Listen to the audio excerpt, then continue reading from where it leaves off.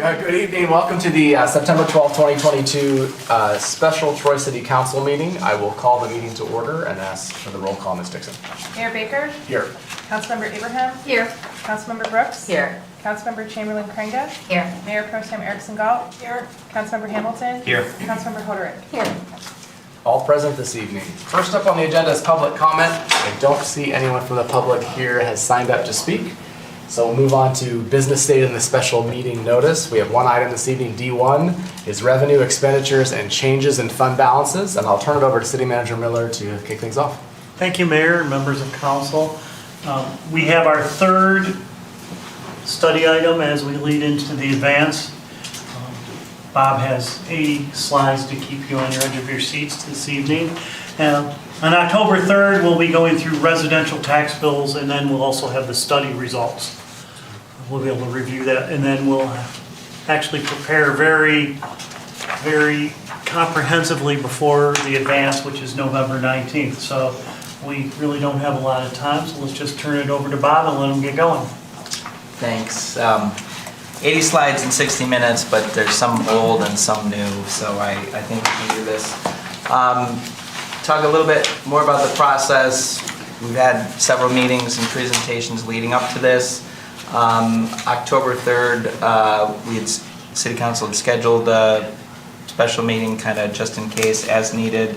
I have a presentation that I think you'll all really enjoy on October 3rd. So it gets into the effect of capping and uncapping on tax bills and some details that I think are important to understand, but that we don't have time to get into tonight. And then during that regular meeting, we'll have the presentation of the survey results. And then, as Mark said, November 19th, the advance is coming up. I know the facilitator, James Petrino, is in the process of scheduling meetings with city council members, and he'll be coming to meet with staff next week, so that preparation is underway. Bob, I'm going to interrupt you 1 second. Beth asked me, well, she didn't really ask me, I'm taking the liberty. There's 3 council members who still need to schedule their meeting with James Petrino. I'm scheduled, so. Okay. I wasn't looking at You were the last one. I think I was the last one and everybody was on there. Okay. Awesome. So this is where we're at, and we've talked about this process before, but in the broader scheme of things, this is where we're at. We're talking about options of reallocating existing resources or generating new revenue, and kind of looking around and see what's been going on in Troy's budget as well as other communities over the last 18 years to help make that decision. So tonight we're gonna do a quick review of revenue, quick review of expenditures. I've put together something to kind of compare revenues and expenditures, some new content from the last couple meetings. We'll talk a little bit about changes in fund balance, and then I'll try to answer any questions that you might have. So again, the goal is to provide a high-level overview of what's been happening between 2004 and 2021. Again, 2004 is the first year that we have data available from all the other communities. The Michigan Department of Treasury website, you go online, you can find all the audits from local units across the state starting in 2004. And we're going to avoid jargon and try to stay out of the weeds. The comparison communities that I picked, I think, are the same ones we used last time, consolidated on one group of comparison communities. All right, so we talked about the fact that property taxes are really the only revenue that a community can control. Everything else is either too small to make a difference, or like in the state of revenue sharing, it's really completely outside of our control. So that's what we're going to focus on most. This is the City of Troy's average governmental fund revenues over that period of time. It fluctuates a little bit from one year to the next, but primarily the city relies on property taxes. The intergovernmental number includes state revenue sharing and more recently federal funds. But this is just the average over that period of time, so you can see what the makeup of our revenues look like. This is total governmental fund revenue over that period of time, and as requested or talked about, this time it's adjusted for inflation. I've got that number up there. You can see in 2004, in 2022 dollars, the city collected $125 million. Never going to get back to that level, or at least I doubt it, since we're down at $98 million, so that'd be like a 25% increase to get back. So obviously, downward trend over that period of time. This is the property tax portion of the city's revenues, which, like I said, is about 60% overall, and it's a very similar trend. So there's a lot of purchasing power that the city has lost over the years. So the two things that we'll look at, comparisons with other communities, are total governmental revenue per capita, so it'll be adjusted per capita, and that's the whole pie. That's everything all the revenue that community has, each community has to spend to provide services. And then we'll also look at the property tax piece of the pie, which is the largest. So in 2004, in this group, the average was $894 per capita. Troy was a little bit above the average at $1,057 per capita. 2021, Troy's fallen behind. The average has gone up from about $900 to about $1,200, and Troy went up from $1,057 to $1,092. So not a lot of growth there, and is behind the average by 2022. And so this is the percent change from 2004 to 2001. Troy's revenue per capita increased 3%. The average was 47. Inflation during that period was 45%. If you take a $2,004 and adjust it for inflation to take a $2,004 and adjust it to $2020, it's 45%. These are 2021 dollars. But so that change is basically just keeping up with inflation, the change in the average there. Total property tax revenue, again, 2004 per capita, Troy's a little bit above the average, $532. By 2021, Troy's gone from $614 to $615. That's $1.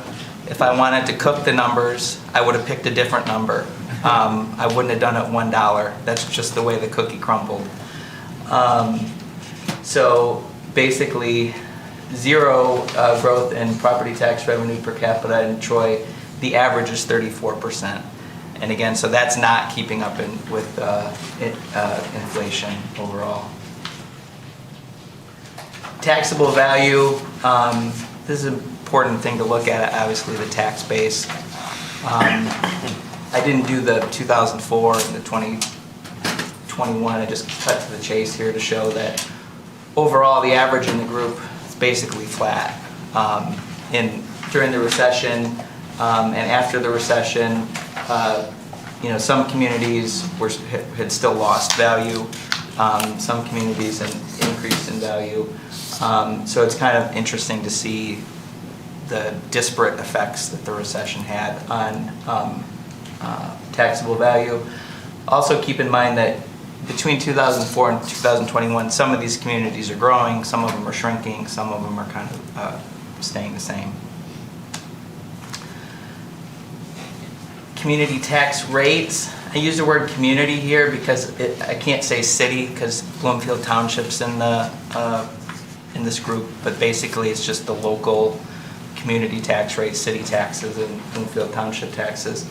And so again, I'm not doing the before and after here, just showing you what changed between 2004 and 2021. So on average, tax rates increased 44%. What did I say inflation was during this period of time? About 45%. So not surprising to see this side of the equation changing, and Troy's tax rate increasing about 6%. During this time, obviously, there's the new library millage comes online, the library millage gets increased in 2020, and then the debt millage goes away. So that's revenues overall. Some conclusions that we can draw from that: total governmental revenue per capita, the average of the group increased 47%. Troy was flat. I use flat for anything that's less than 10%, because if it's not more than 10%, then I feel like it's just kind of flat. So that's not a technical term, but that was my thinking here. And again, also with property tax revenue, you see total governmental revenue increasing 47%, property tax revenue increasing 34%. So there's obviously increases in some other areas, probably charges for services and things like that. Taxable value per capita is flat across the board. Like, some communities had decreased taxable value during this period of time.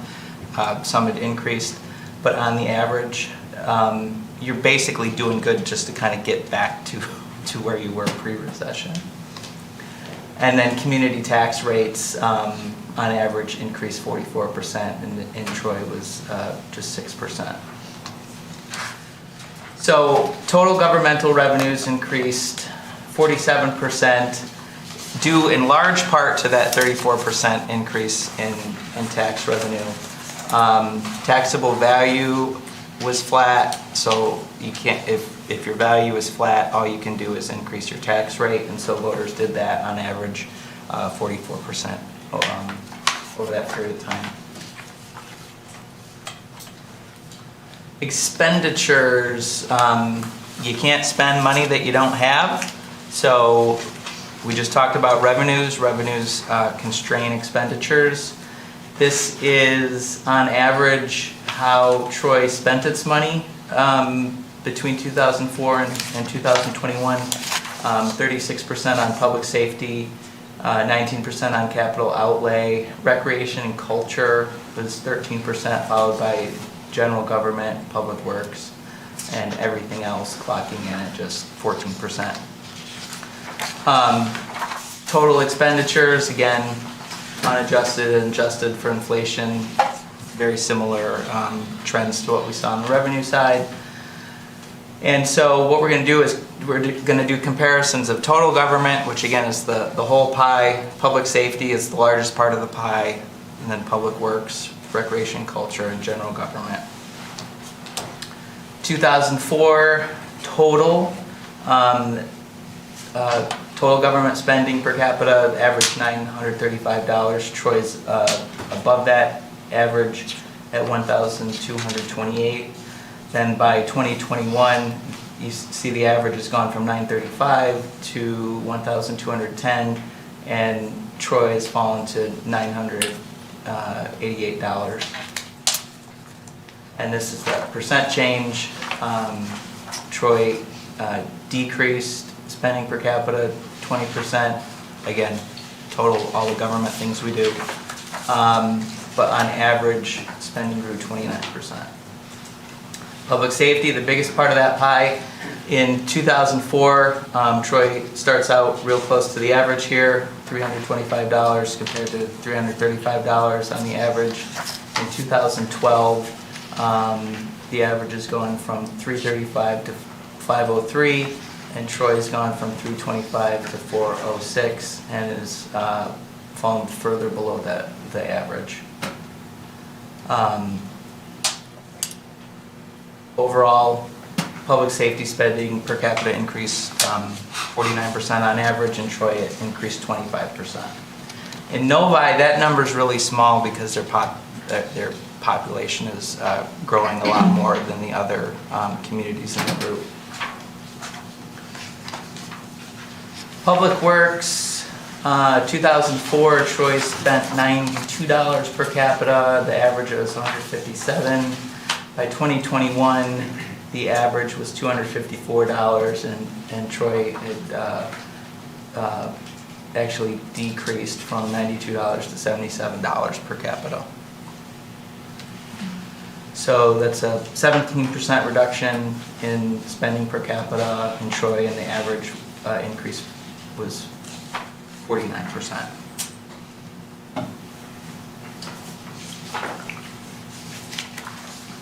So recreation and culture, 2004, we start out pre-recession quite a bit above the average. The average is 100, Troy spent 143, so you can do the quick math, that's 43% above the average in 2004.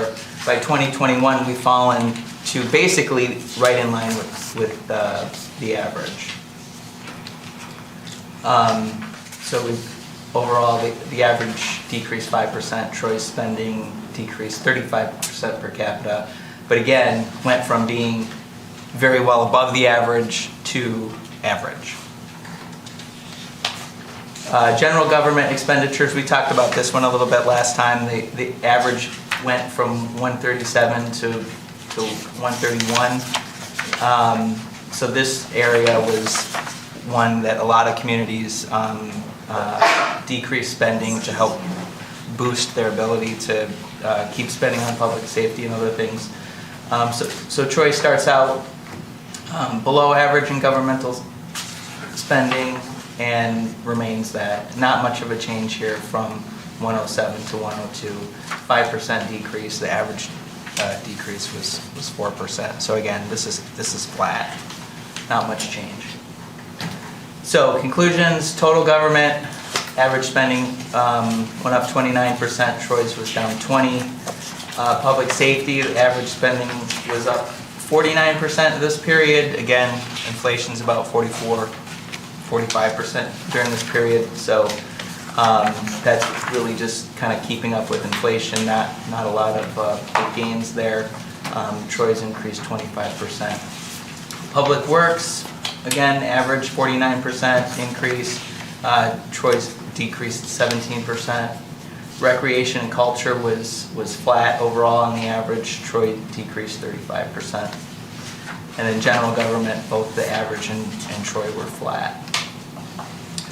So since Troy's revenues were flat during this period of time, Troy decreased spending on public works, recreation and culture, and general government in order to keep spending more on public safety during that period of time. Since other communities increased revenues, they had more resources to allocate, not just to public safety, but to those other areas as well. So, comparing revenues and expenditures. Property taxes are each community's largest revenue source, and public safety is each community's largest expenditure. So let's compare those two things and see what it can tell us. This is public safety expenditures as a percent of property tax revenue. So on the average, the community spent 90% of their property tax revenue on public safety. Not literally. We don't put the property tax dollars in the property tax dollar checking account and write checks for public safety services. But we bring in property tax revenue, we spend stuff on public safety, and so this is what that ratio looks like. 2004, Troy's 85%, the average is 90%. Let me back up here. So the Warren, Southfield, Royal Oak, Novi, and Livonia are all spending more than 100% of property tax revenue on public safety. Well, you can't spend money you don't have, so how do they do that? Well, there's money from state shared revenue and other places. So it is possible, but maybe more sustainable or less sustainable based on those other revenue sources, which we'll get to when we talk about the 2021 comparison. So now Troy has gone from below the average to above the average. 2001 spent 99% of property tax revenue on public safety. Still behind Warren, Dearborn, Southfield, and Livonia, but kind of a potentially precarious position for Troy because Troy doesn't get the same kind of state shared revenue that those communities do. State shared revenue has been around so long, few people, well, and the way we talk about it recently, it's like, oh, you get 102% of what you got last year, or you get this much more than you got last year. Well, once upon a time, there was a formula that the state had for how to allocate statutory revenue sharing, and they froze it a long time ago, just said, we're just gonna freeze that formula. But that formula was based in large part on things like relative property tax effort. Basically, state shared revenue, the formula favors poorer communities. So the wealthier your community is, the less statutory revenue sharing that you're gonna get. It's not a per capita allocation or anything like that. So, let's see. Yeah, okay. So it'd be difficult for Troy to sustain that kind of 99% spending because of the differences in state revenue sharing per capita. So here, the dark blue portion is the constitutional portion. That is basically per capita. It's not formula driven. But you can see that in communities like Warren, St. Clair Shores, Livonia, they're getting a bigger portion of statutory revenue sharing per capita because the formula favors those communities. Whereas in Troy, out of the $84 per capita we get, only 4 of those dollars are statutory revenue sharing. So it's going to be more difficult for a community like Novi or Bloomfield Township or Rochester Hills or Troy to spend at or near 100% of property tax revenue on public safety. Another really interesting thing about this that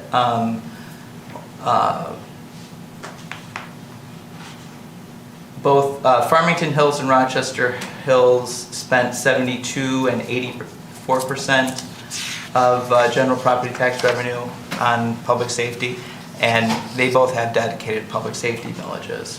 So when you look at the communities that are on the lower end here, due in large part to the fact that they have dedicated public safety villages, there's only 2 communities in the group that don't have a dedicated public safety village, and Troy's one of them. Okay. Changes in fund balance. Not all funds are rainy day. Not all fund balance is rainy day fund balance. We talked a little bit about this last time. Non-spendable is in the Troy's case, it's basically money that's been loaned to the general fund to other funds. So this is the Aquatic Center Fund. See the cause, the blue line is negative unrestricted net assets, which is basically like negative money. So in order to keep a positive fund balance in the Aquatic Center Fund, it gets advances from the general fund. Same thing has been true with Sanctuary Lake Golf Course. There's bond payments on this golf course, which is why basically the lines are more straight than the Aquatic Center Fund are. This is Troy's general fund balance and total fund balance in 2021. See the general fund balance, 53% unassigned. Total fund, governmental fund balance is 41% is actually restricted. That's the biggest piece of the pie, and it's 32% unassigned. So this is, I think, some of the information about fund balance is more interesting than others, but this is one that I think is interesting and important to understand, is that as the general fund keeps loaning money to the Aquatic Center Fund or the golf course fund, that non-spendable number keeps kind of creeping up because those loans to the other funds are getting bigger and bigger. The unassigned fund balance, you can see it was kind of a wild ride during the recession, and we talked a little bit about that last time, about how the city made cuts, and those cuts actually yielded more savings than anticipated, and brought the general fund up, and then there was some spending of general fund dollars on capital projects and Troy Road rocks. The city's had a fund balance policy of one form or another during this entire time. It's kind of, well, I don't know if it's interesting to anybody but me, but it's interesting if you look back in the old CAFRs and see what that policy was. And it kind of started out as just kind of a guy, whoever was writing the management discussion and analysis that year said, oh, our policy is 15% or between 10 or 15%. And then a couple of years they said, well, it's 17%. And somewhere along the way, I don't know what year, City Council actually started to adopt a fund balance policy. So you can see pre-recession, the fund balance policy floor was 10% and the ceiling was 15%. And then the recession comes along and we kind of go through a wild ride, and not just Troy City Council, but I think a lot of organizations kind of reevaluated that and said, gee, maybe we should be more in the 20 to 30% range. Bob, I can exactly explain why. So you can see these large amounts of unassigned fund balances in 12, 13.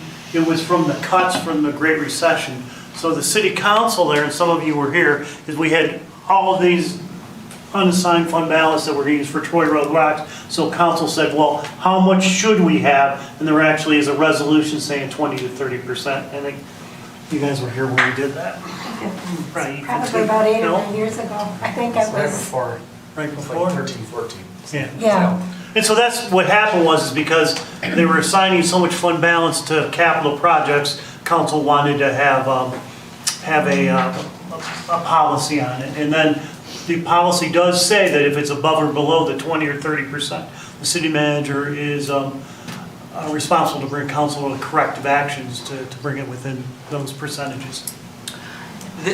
This is as much art as science, because when you're adopting the budget, you say, okay, we're budgeting for this level of expenditure and this amount of fund balance at the end of the year. But then you get to the end of the year and the numbers are different.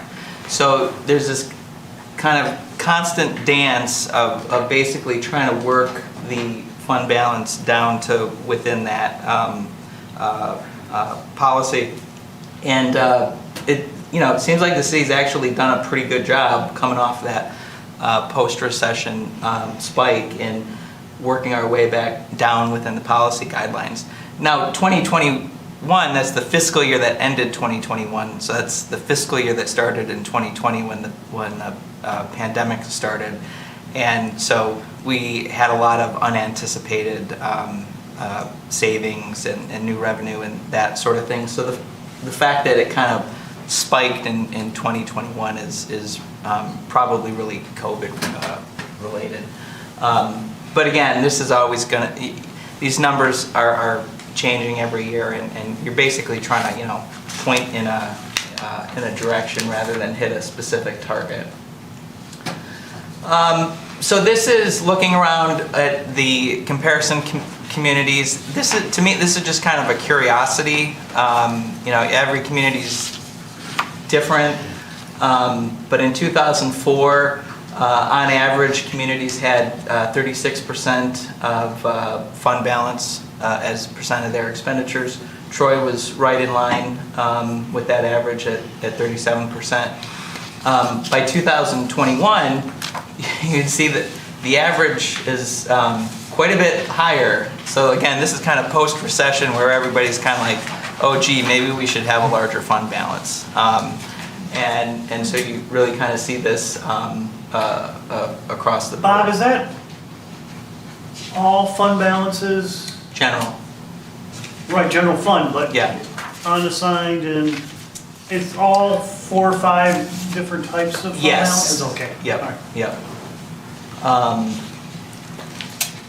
And then, so this is the change between 2004 and 2021. Again, to me, this is less illustrative than the revenues or expenditures are. This is just kind of a overall temperature check to see what was happening in the other communities. And basically what it's telling us is that we're right, consistent with what other communities were doing during that time. All right, well, we talked about the non-spendable fund balance, the loans from the general fund to the aquatic center fund.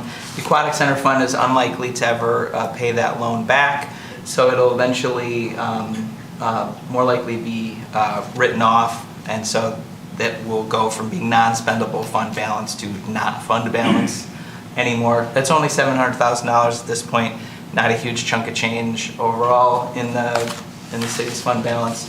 But the Sanctuary Lake Golf Course, now that trend is going to continue until is likely to continue until the bonds are paid off in 2028. And then, if things go well, Sanctuary Lake Golf Course Fund can start paying that money back to the general fund. Or something else could happen.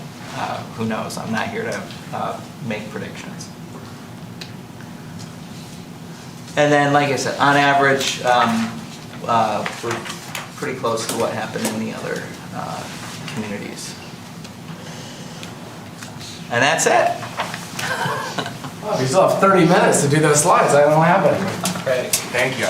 We can do them again if you want. You go through them backwards. I bet you could. I prefer not to see any more bar graphs for a while. Anyone else feel the same way? Right.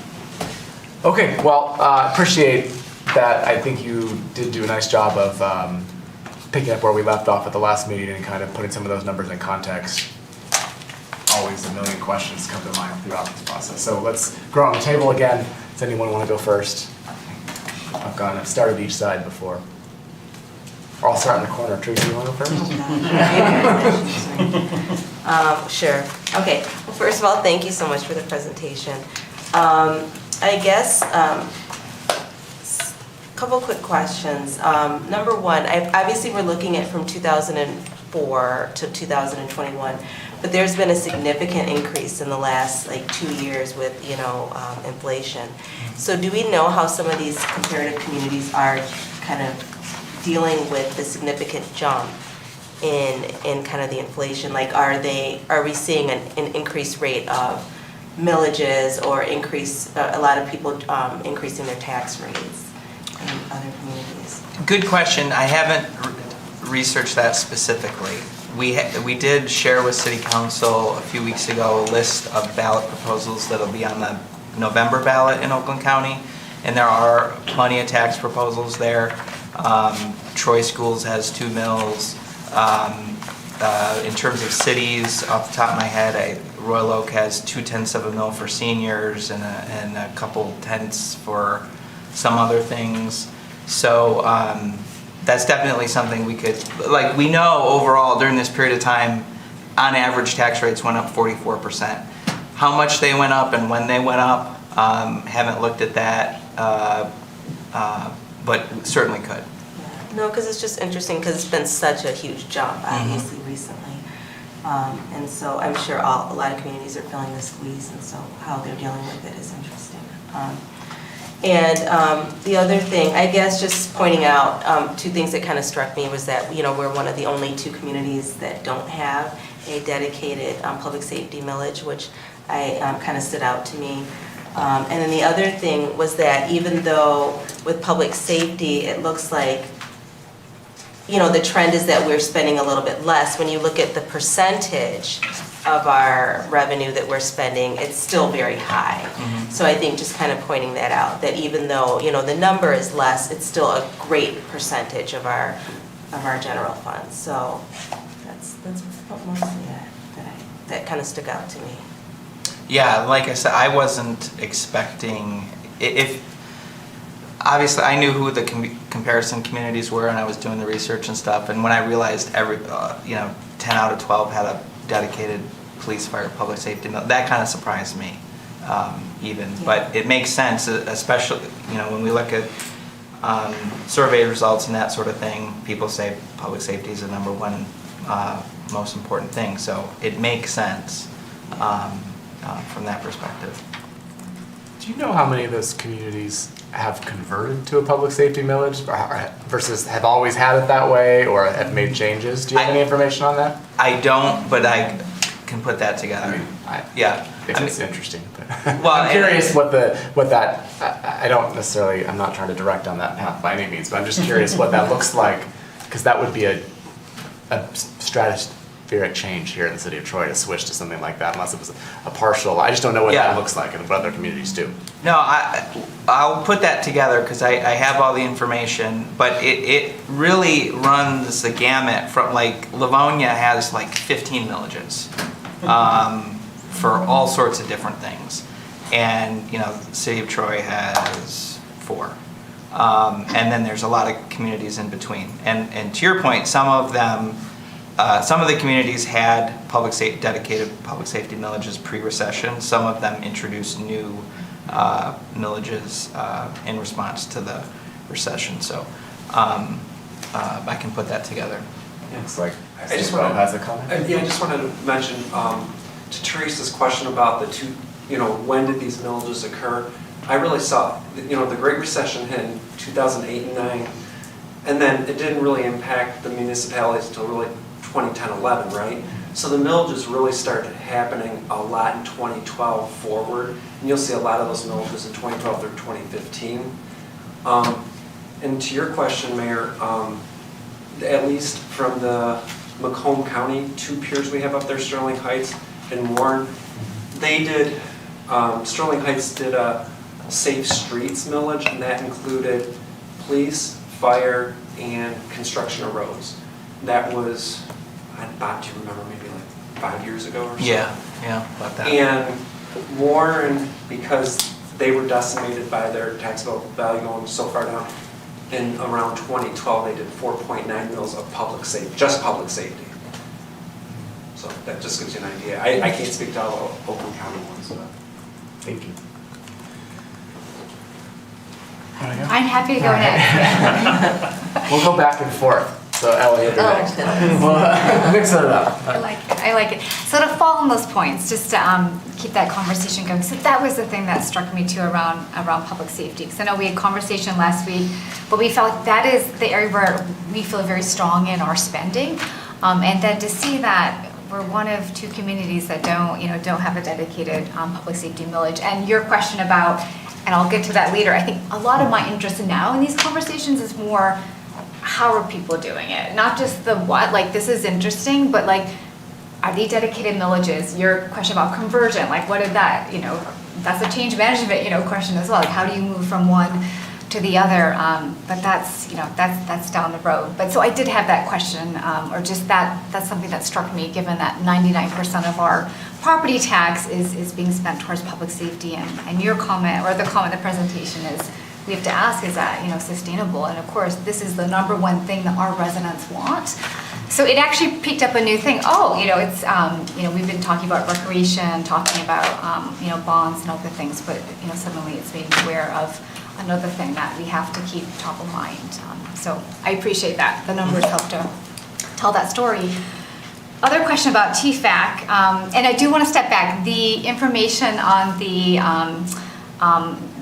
fund balance. So I never knew there are all those different elements that are unassigned, restricted. So that was actually really enlightening from a municipal finance perspective. Very interesting. So TFAC, and you've shared this before, but I just forgot it. In terms of that loan from the general fund, can you remind me, is that mostly for capital needs? Is it a mix of capital and operating? And it doesn't come out of capital just because they already have their own needs and we don't want to we don't want to tap into that. So that's where it's coming out of. If it is mostly capital, that is still why it's coming out of general fund. Yeah, well, the general fund is the fund that gives the loans, basically. It gives the loans. Yeah, yeah. And yeah, the most recent kind of spike was for capital improvements 2 years ago. I don't remember what they were now, but Okay. yeah. And with Sanctuary Lake, my takeaway from that was kind of we shouldn't be too worried. Like right now, yes, it needs this loan, but it'll pay it off. And that actually, it is something that seems to be making money and that it could actually, it could take care of itself, kind of, we hope, we hope down the road. Yeah. So in terms of like TFAC versus Sanctuary Lake, actually, we shouldn't be too concerned about Sanctuary Lake. Is that a good assessment? Correct. Worrying won't help because there's nothing you can do about it. The city sold the bonds and they have to be repaid. So, today's city council has to deal with decisions that were made by city councils in the past. So there's no immediate concern. But that's where I think this graph is one of the more interesting ones, is that, that non-spendable portion, all other things being equal, is going to continue to trend up and then, hopefully trend back down. But I think the big takeaway is just understanding that not all fund balance is rainy day and spendable, and that you have to kind of look a little more closely to see where the city stands in terms of being able to deal with unexpected expenditures and things like that. What's interesting, you're talking about golf. The golf industry was in decline until COVID, and now it's exploding. It's sometimes you don't have no idea where the trends are going to go. We'll see in the future. Just last question to kind of tie it back over. Oh, I'm sorry. No, I don't know if Rob. Yeah, I was just going to has comment. that posture. So from a pure accountant perspective, like myself and Deanne, when we have to go to our auditors and they say to us, okay, hey, you have this receivable, general fund has a receivable or a loan to the aquatic center. At some point, I know the day is going to come where I'm going to sit there and say, no, we have no proof, we have no plan to pay back. The aquatic center has no plan. So at some point, I really consider that a write-off, and Bob and I have talked about this as well. So that's going to, eventually they'll ask us that question, or if we get a new auditor one day, or whatever the case may be, that question's coming, so we're going to have to write that off eventually. Now, as it relates to the golf course, Mark stole my thunder a little bit. The last 3 years, Sanctuary Lake has really kicked butt. And so what's happened is we have a schedule that shows what we think through 2028, the length of the debt, how much the general fund's going to have to lend out to the golf course. And I can tell you, every year since I've been here, my 3 years, I've readjusted that down because the golf course is doing so well. So that's been good news. So just anecdotal. Yeah, and just to come back to what I was kind of getting at before, so it was helpful to see kind of how, looking at our peers, other communities around, how they've increased their property tax, essentially 45% to keep up with inflation, whereas we didn't, and that's kind of where we're at. I still feel like the thing I'm interested more in is kind of how they did it, like the how. I think that is something. Like what percentage in that 44% increase is it debt millages? What percentage is it dedicated public safety millages? To what extent is it operating millage around like recreation? That's actually kind of what I would find extremely helpful at this point. I agree. Thank you, Rebecca. Ellen? They basically hit on the questions I had. I do remember, Councilwoman Abraham would remember too, what we were watching other communities do back when we were trying to, there was first the proposal one for the library, and even prior to that, there had been an attempted millage increase in the city. And this, just for context, the city councils then were looking and dealing with and representing a community that had no appetite for supporting any millage. And even discussion of a public safety millage was seen as being political and turning our police and fire into political football. Even going for the library millage was phrased as a political football. So it was a much different, I know we're talking budget, and your job isn't the politics of it, but the politics of the time in the city was very extreme. And communities all around us, because we were watching them successfully do fully fund their libraries or do public safety villages and whatnot. This community just had zero appetite for that. And a mistrust that it was even needed. So that was the environment and the context of the challenge of the council before me, even, how the council was going to proceed with being fiscally responsible. We were also functioning with the three-year rolling budget, 5-year outlook like the county, and very fiscally responsible, so trying to look out in crystal ball. And there were a lot of really smart decisions made with what they understood at the time and what the political environment had. So there were a lot of special millages going on all around us back then and even in the years since. And that this community just didn't have that appetite at the time. I don't think it's the same framing or environment today. Not that I'm sitting here advocating that I think we should go out for a millage or something like that, but I think the dynamics of the discussion are much more trusting. And this community was shocked at the projections of what the recession would do, and we were the first community to say anything. And that it should have been put us ahead of the game, and instead it created a backlash. And I think that backlash has now dissipated. But we can make comparisons to other communities, but I think just knowing what the reality of decisions, what we're living with now, that gives the context.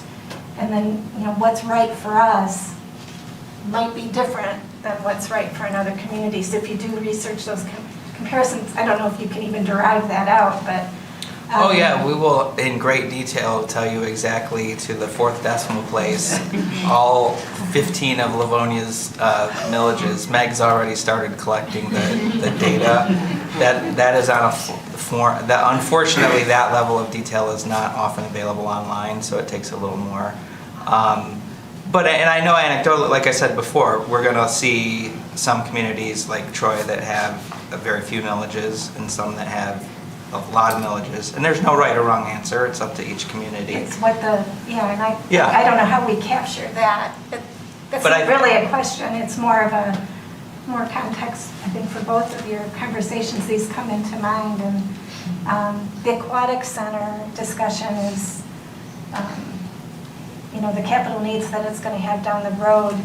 I don't know how we crystal ball that completely, and if we're looking at that, I think that's a question. I don't expect an answer to come out of your mouth right now on that, but that's the thing that causes me to look at what is it we're going to need to do to make sure that that is sustainable, and how much money will that take? While we're on tax rates, I want to give you a preview of things to come and kind of a scoop.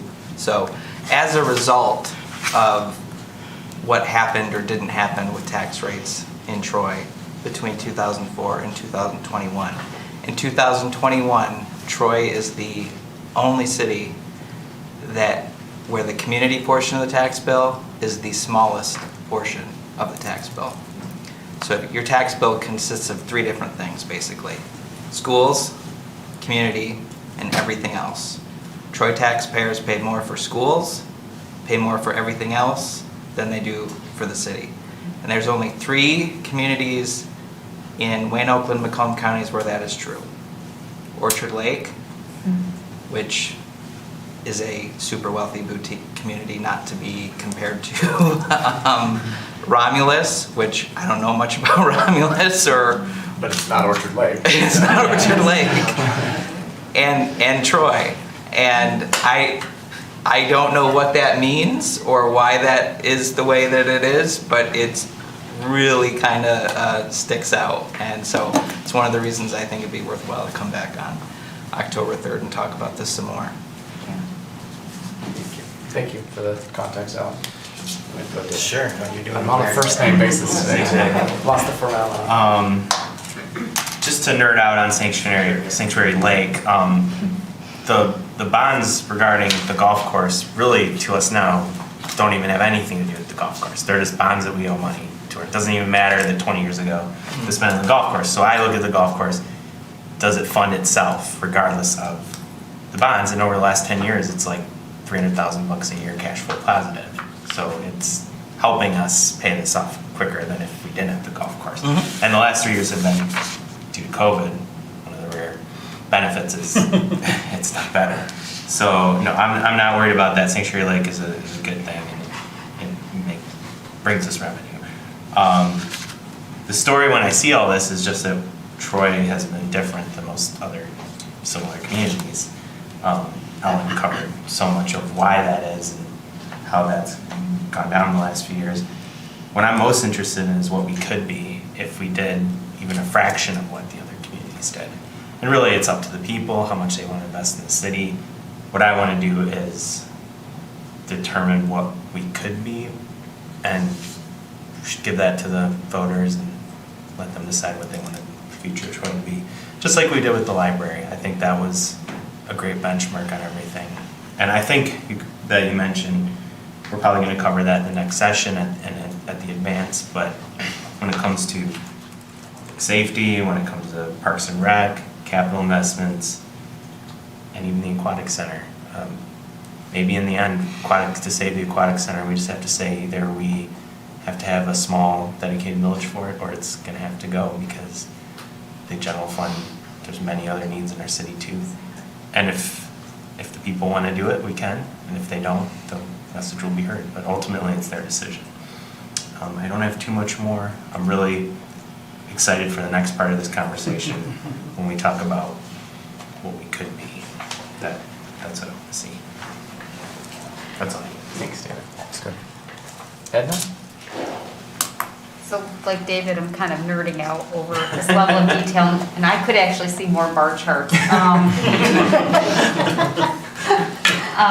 I gotta tell you, it was on once I started flipping through this deck, the story only became more, in many ways, more clear.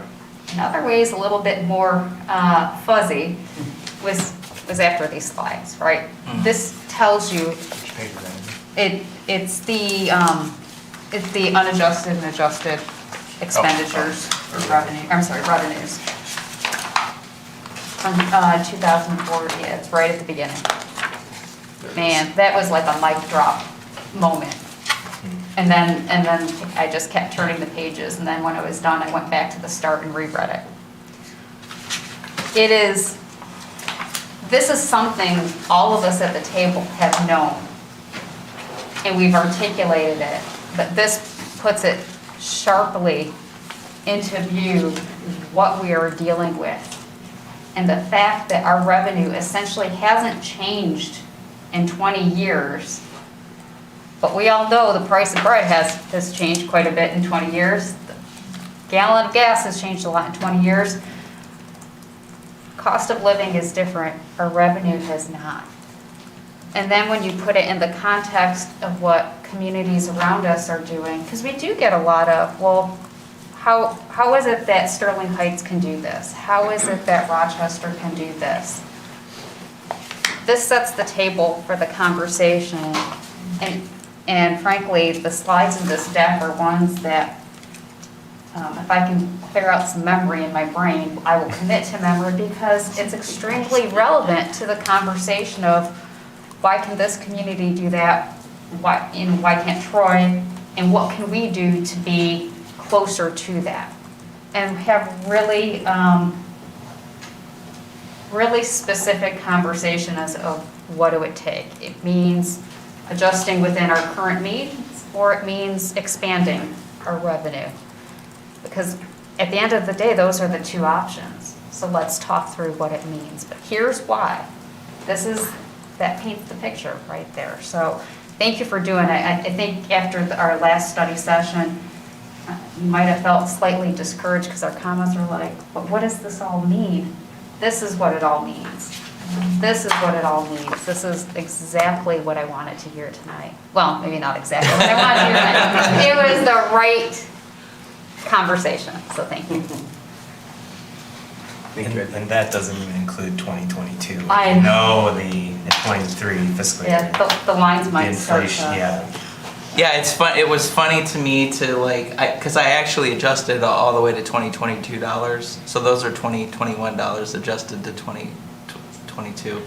Which, yeah, again, really nerdy stuff. But in the previous, I had kind of given up on adjusting for inflation because I think it kind of, I don't know. It became obvious, too. Yeah. But so when I went back and revisited these, it was just kind of like, wow, that's a lot of purchasing power lost. Yes. And never to be regained Yeah. in the, frankly, in our lifetime. Right.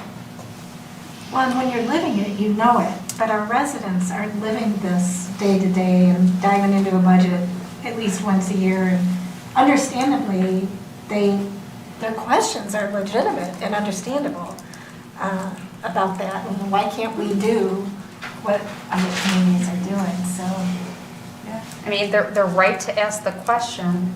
They don't have the context. This is the context. Now it's incumbent upon us to help guide that conversation. And I think that's an important reason why, we need to talk about tax bills, because when they write that check to the city of Troy, but the city of Troy is actually keeping the smallest portion of it, then there's cognitive dissonance just built right into that. Yeah. And especially, if you bought a home recently and you're uncapped and you're paying, a $5,000 bill compared to a $3,000 bill or something like that. It's an uphill conversation. Yeah, unfortunately it's complicated, and but hopefully we can help make it a little easier to understand. It's going to make it worse too. None of this includes ARPA funds yet, and when you compare, we only got 8 million and Royal Oak got 40-some million. You guys are going to be going, well, why are they doing this, that, and the other? Because they got 30-some more million. Maybe that's another bar chart for you. That's right. I said no more bar charts tonight. Next week, it's fine. All right. Yeah, we'll get them. Thanks, Ann.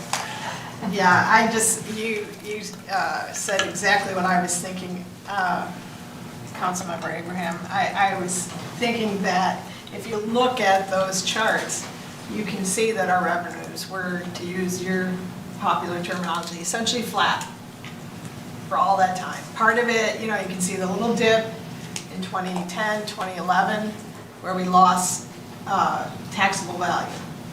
But then it's catching up. But yet, our revenues really aren't catching up because the rate hasn't changed. And it's just that simple. You hear a lot of public comparing us to other various cities and comparing the services we offer versus what other cities offer. And you can see that in our city, because our tax rate has remained static, we have made the conscious choice to focus on the more critical things, such as public safety and so forth. And things like recreation have, suffered to some extent because we just don't have that extra expense to do that. So it's good. It's good to have to fight the cognitive dissonance over, the perception that our tax rates here are high when they're looking at their total bill and not looking at what the city charges. And so I think that's very important. One of the things that came to mind for me is, so it seems like most of the communities that we're comparing ourselves to and that we typically get compared to by the general public, most of those have a public safety millage of some sort. My question is, how much? What are those various communities charging? And I think it sounds like most of them started somewhere around 2011, 2012 is when most of them had it. And it would be interesting to see if they've increased it one or more times since they were first enacted. So we can have a comparison to see how these other communities have been able to increase the dedicated funding going to their public safety in a way that we haven't, which has then resulted in us spending, if I remember correctly, 99% of what we get in tax revenue is essentially spent on public safety, which is very different than these comparable communities. I think that's very important. So thank you. It's very enlightening. No, period. That's it. That's good.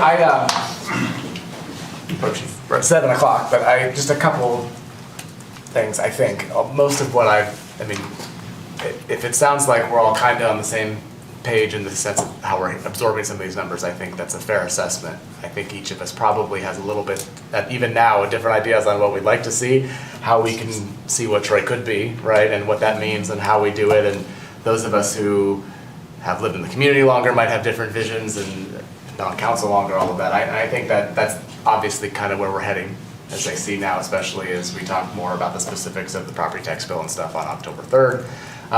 Regarding that, I did have a question, and I don't know if it'll be addressed, but my one kind of lingering concern, well, one of my lingering concerns because of COVID is what potentially happens to our taxable value of some of our commercial properties as leases expire and those properties get reassessed when people don't re-up their leases. I don't know what Kelly's seen so far. I know some of the reassessments were in our favor in some of the commercial districts early on, but I just don't know if that's part of our long-term forecast of things, what that could potentially do. I don't, off the top of my head, know where we're at now with residential versus commercial tax base and that percentage, that balance. That used to be much more in check, and then as of recently, I think residential's been much heavier, right? Yep.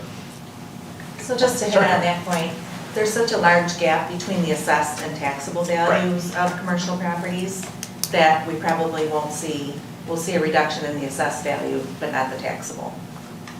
Problem solved. Good. I'll take that one off my worry list. The assessed value will go down. Right. But the taxable will go up at the rate of inflation, so 5%. Okay. Preview of things to come. I'm talking about residential real property only. Pre-recession, the gap between assessed value and taxable value on the average residential parcel was 21%. Recession takes away the gap. It gets down to 2%. 2021, it's 22%. So we're back to pre-recession gap, which is good if you're a homeowner, not good if you're looking to move into the community. And so that situation, that difference was becoming a real kind of equity problem across the state, really hindering people from moving. Now, the recession took that away, and so I haven't heard any, political discussions or anything, because this is state law, nothing we can do about it.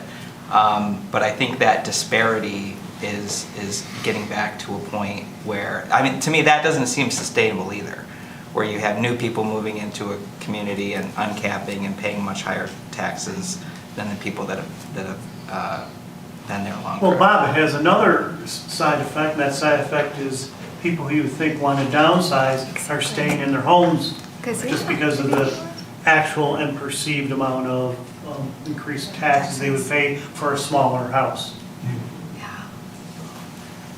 All right. Talked about the aquatic center a little bit, and seemed pretty easy to just write off that debt. We talked about it with a wave of the hand. I bet if Lori was here, she might look at it differently. Seems like something Lori would. But we write off debt almost every year, right? Or at least every once in a while. Yes. Yeah. I know, it made me kind of laugh. But the other thing, we had asked a long time ago about different things with the aquatic center. One of the things was, should it no longer be an enterprise fund? Can we convert that somehow? I don't remember where that conversation left off. I don't know if that's necessary for any time in the near future, but that was something I don't know if it ever got fully answered. No, it didn't get fully answered. Okay. It seems like the first thing I wrote down was lost purchasing power. So yeah, I'm right there. That definitely Set the tone. set the tone. So a few of us, if not all of us, have at least shook our heads when we talked about what other communities did or have done. I wrote down at the time, what did these other communities do that kept them consistent with inflation, right? Those increases. So is that something we are going to hear a little bit more about? Is that make sense with what you're presenting in the upcoming, or recognizing that it may not matter what other communities did because we're our very own unique community and have our own residential electorate and everything. But Yeah, no, like I said, I was even surprised myself to see the variation. And so, like I said, we're collecting that data and, we'll present it to you. So yeah, you can see what other communities did. And, that and the nickel will get you. I think it's one of many tools. One Exactly. of many pieces Yeah. of data. Right. There's no bar graph or chart that I'm going to show you that like, aha, that's it. That's what we should do. These are all different pieces of information that you'll take in and digest. And, ultimately, I think there'll be community engagement around like, this is our situation in Troy. This is a situation in some other communities you may be familiar with, and eventually the Troy solution will emerge through community engagement, probably not from a specific chart or a slide deck. Right. All right, so I guess last thing then, maybe just one more time tee up what the next study session, the October 3rd is, just so we can kind of wrap our heads around that one again. Yeah, creating these presentations feels like, I think I've said before, like sculpting. And so right now, a lot of what I'm sculpting is around specific tax bills, using examples to show the effects of capping and uncapping, showing the proportion of the tax bill that goes to the various jurisdictions and that sort of thing. Because, it's one thing to talk about $125 million worth of purchasing power, but to the average voter, the average resident, it's their tax bill that they understand and that is important. And I think it's important for all of us to understand that too. So that portion is well underway, almost complete. I think in addition, now that I'm hearing, there's interest in seeing information about tax rates in other communities, and we can put that together as well. And then I also heard tax base mix. Basically, I can show you over a period, what Troy's tax base, how it's changed and evolved, gone from minority residential to majority residential, and that sort of thing. Yeah, so that we can have that all teed up and ready to go. Okay. Question? Just another suggestion, never helps to have a Headley property refresher. For the ones of us, when I don't think about it for a year or so, it's hard to wrap my mind around how that works. Yeah, well, one of my goals is to avoid speaking them, a bit like treating them like Voldemort, and but when we talk about capping and uncapping, that's proposal A, and when we talk about rollbacks, that's Headley.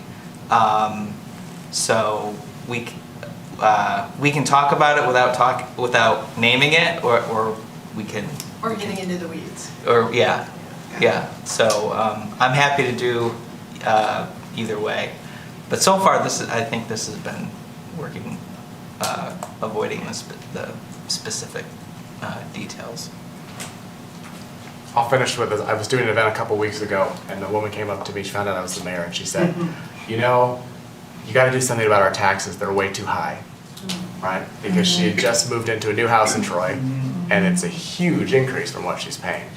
So it's a tough time to be talking about some of these things. We know with inflation and all this stuff. We have to remember that, because we always talk about the lowest millage rate around and everything, and she's like, yeah, my taxes just tripled on a house in Troy. I mean, so that's always where people are coming from. You ask anybody who comes to the window up here, and most of them aren't going to say, oh, I'm here because our taxes are so low and it's great, right? They're writing the biggest check they may singly write in a year, or in a quarter at least, is for their taxes. So it's just always something we have to be mindful of. It's just not new residents. No, I think in general, people just think that their taxes are high, Yeah.